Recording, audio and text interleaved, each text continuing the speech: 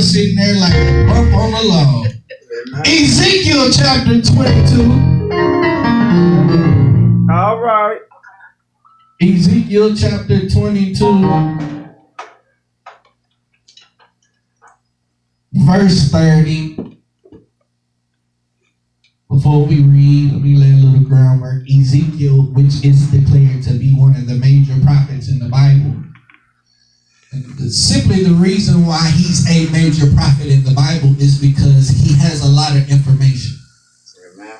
And so when you hear they say Jeremiah or Isaiah or Ezekiel or Daniel, they're talking about major prophets in the Bible, and it's because they have a lot of information.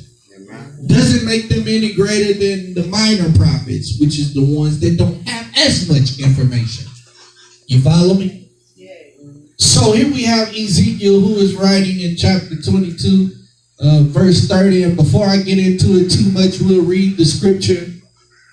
I know Bobby is itching to read the scripture, so we'll let him read it.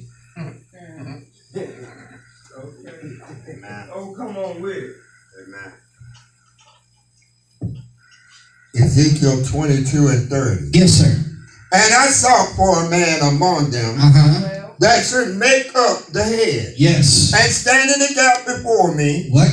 For the land, that I should not destroy it. Yes. But I found none. But I found none. Have you ever been looking for somebody to do something for you, or have you ever been in a position to where you needed somebody to do something for you? Come on. My God. And you looked around and you found none. If I was to tag this tonight, I would simply tag this topic as the gap. The gap. Now, you already heard I'm not long-winded, so I'm probably going to give you 10 to 15 minutes, and I'm going to pull this train in, and we're going to get on out of here. In 1969, there was a man and a woman by the name of Donald and Doris. And what they did was they came up with what they called the gap. And the reason why they called it the gap was because at this time, children and adults, they were having problems with each other. And so the children didn't understand the adults, and the adults didn't understand the children. So this is why they called it a generational gap during the age of the hippie. Not only did they have, not only did they name it the gap in 1969, but when you look at the definition of a gap, it is said that the gap is either a hole between an object or it is a hole in between two objects. Amen. That's what you call a gap. That means it's a space in between something. Right. And sometimes in life, when you have a space in between something, it can cause problems that it shouldn't cause if the gap was not there. Right. Come on, talk back to me tonight now. Just like a wife and a husband, if there is a gap in between a certain situation that should not be, it will cause some problems. Right. Now y'all sitting here tonight like y'all ain't never been in one of them situations. But if I went down the road and let each one of y'all testify, y'all would say that I've been in some situations where there was a gap that it shouldn't have been, but because the gap was there, it caused some problems that it shouldn't have caused.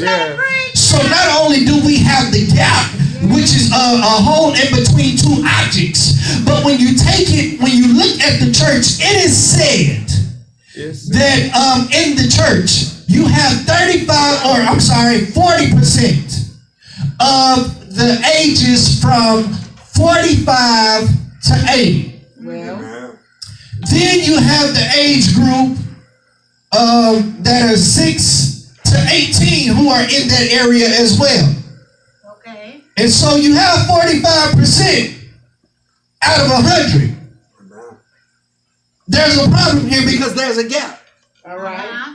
So if you have the 6 to 18 and then the 40 to 80 in this same group, that means where are the 19 to 40-year-olds in the church? All right. We have a gap. You got a gap. And see, sometimes this is a problem because the Bible, not the Bible, but in church, you understand that a church will flourish by what you see in the church. What are you talking about, prophet? You will know because, now don't get me wrong, because it's good to have the older generation in the church because they can teach you wisdom. They can teach you how to go through. They can teach you some things to go around stumbling blocks that you would run into if you didn't have them. But it's something about when you have that what they call now the millennium age, or it's something about babies, because when you see babies and young people in church, that is a sign of growth.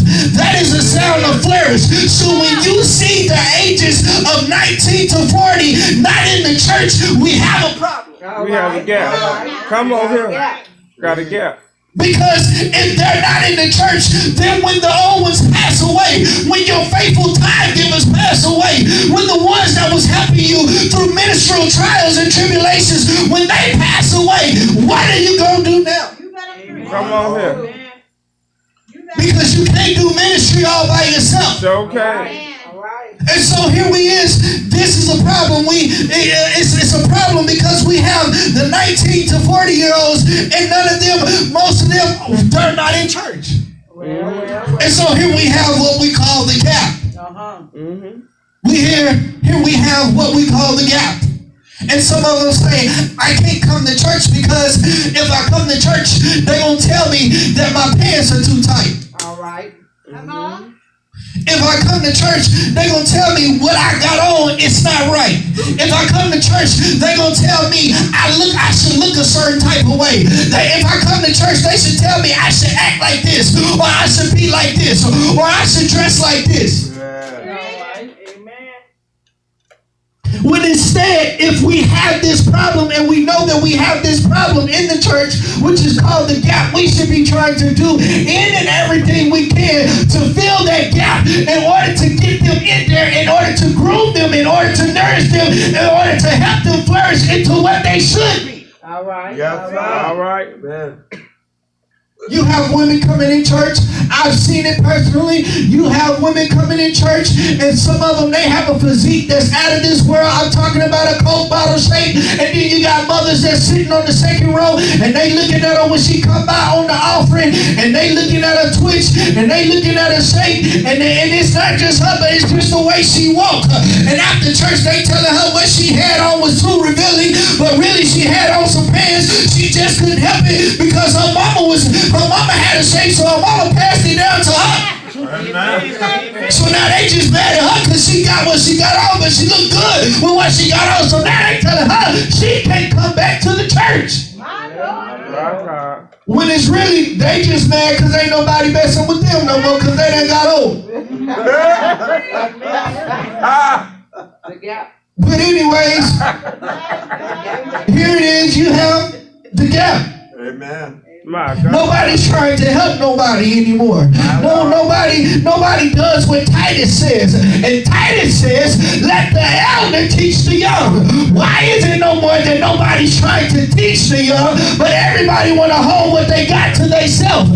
See, this does not make no sense, because anytime you're trying to move forward in God, you have to sometimes notice that one day you're going to have to pass the baton. And so we cannot be too selfish, but we have to understand that the gap that's in the church, we can't have the gap that's in the church. And so we wonder why we got so much killing. We wonder why young people are not coming to church. We wonder why it's just the same old people doing the same old thing every Sunday in, Sunday out. It's because we have a gap. Yeah.